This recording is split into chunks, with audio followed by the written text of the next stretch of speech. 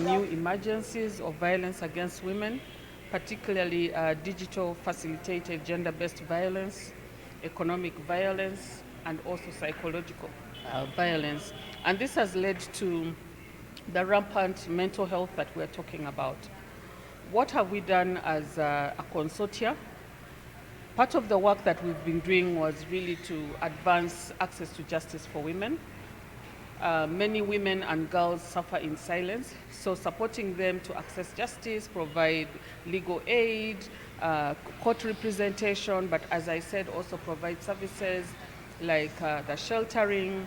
There was also an economic empowerment aspect to it, to empower women to break loose from the cycle of poverty.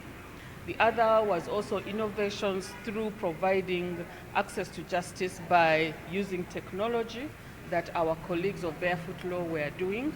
And the work that we've done in the last 4 years has seen a reduced number of violence against women and girls in the specific areas we targeted.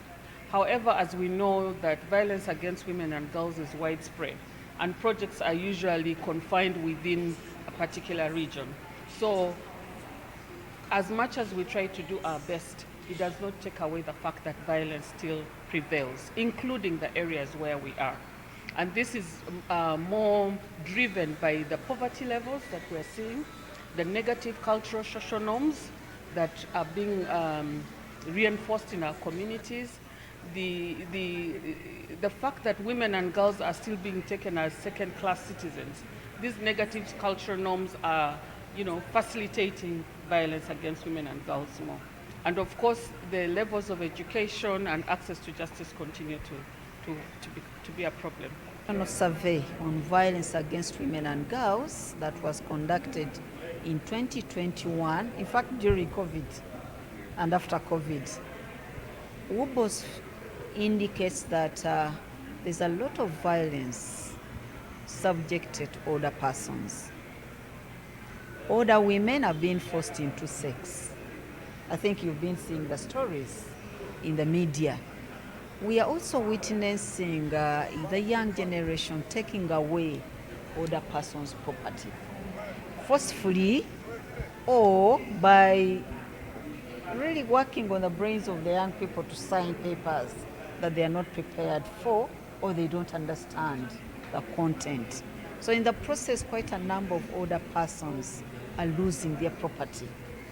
Some of them are forced out of their homes by relatives. All those are forms of violence.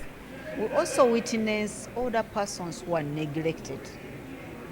As we age, we are not able to look after ourselves. So we need other people around us to look after these older persons. So once an older person is neglected by the family, then that is another form of violence. So we are also mindful of violence against older persons, and I'm glad that government of Uganda has come out to protect older persons in Uganda. We have women who are still poor, that becomes a barrier to their access to justice in spite of the enabling laws and policies.